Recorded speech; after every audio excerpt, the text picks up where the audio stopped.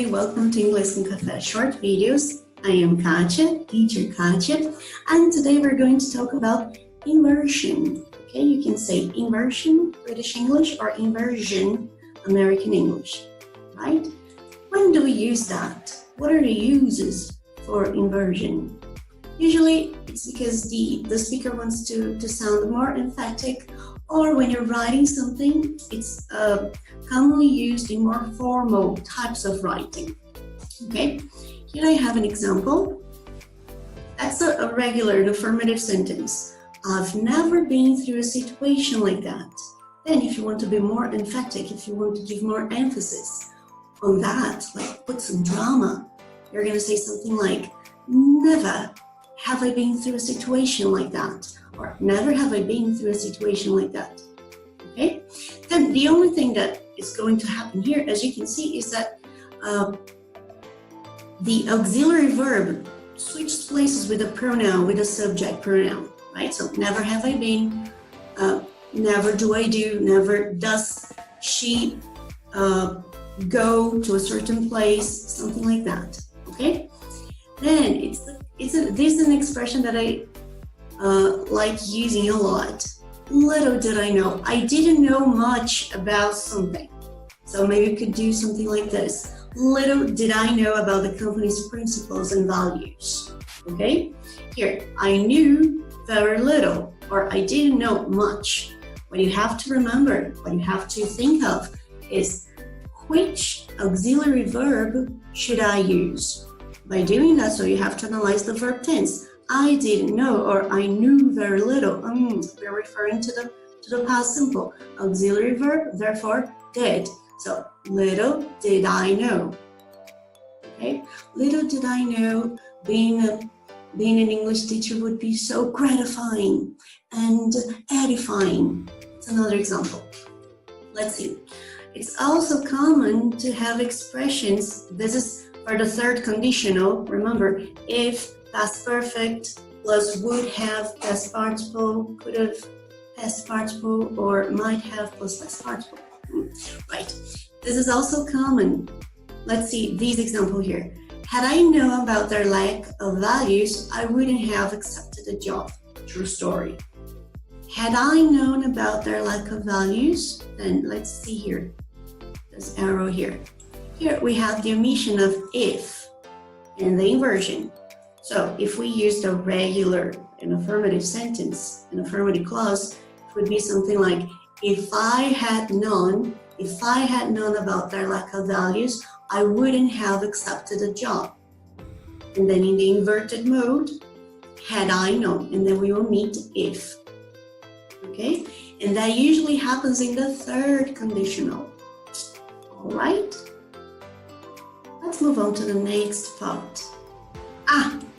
This is a spidergram, a mind map that I have designed to teach my students. Inversion, when is it used? Formal, mainly written English, only at the beginning of sentences to sound more dramatic. The emphasis that I told you about, the auxiliary verb is inverted. It follows, this is really grammar talking, it follows negative adverbial expressions, and then here you have a few examples. It also follows restrictive adverbial expressions, not until, only when, not before, only after. And it's also common following the expression so and such, right? So let's see an example to each one of those. Here we go. That's an example. Under no circumstances will we postpone this deadline again.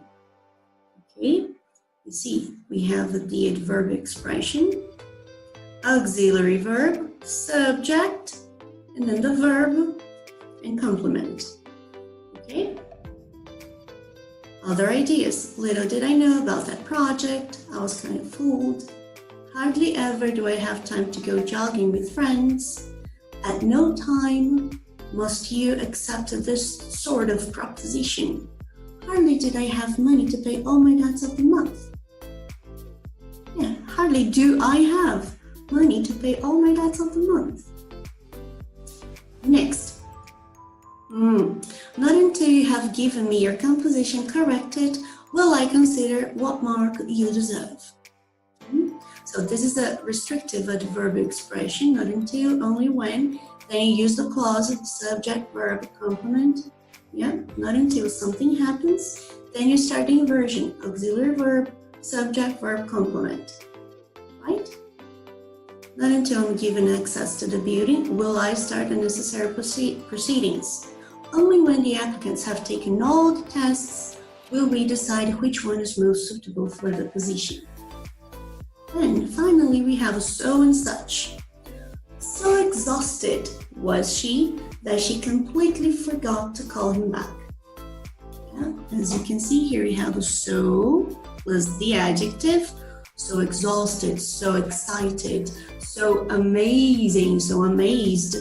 Then auxiliary verb, subject, that, and then the clause. Okay, another example here. So tired am I that I've skipped the gym today. Skipped gym for the past few months, actually. So perplexed did I get that I had to do research about Lima, about Peru, about Bangladesh. Well, then such an exciting journey had it been that they decided to publish a book about it. Here, the structure with such, in plus adjective plus noun, and in if you have countable singular noun, then auxiliary, you have the inversion of had it, auxiliary, subject, that, and then the clause. Okay, so I'm gonna think of a few examples so that you can complete with your own inversion. What do you think of that? Do you think this video was helpful? Please write down your comments below, on the comment section, and it will be a pleasure to hear from you. And I think that's it. I'll see you soon. I'll see you around. Bye bye.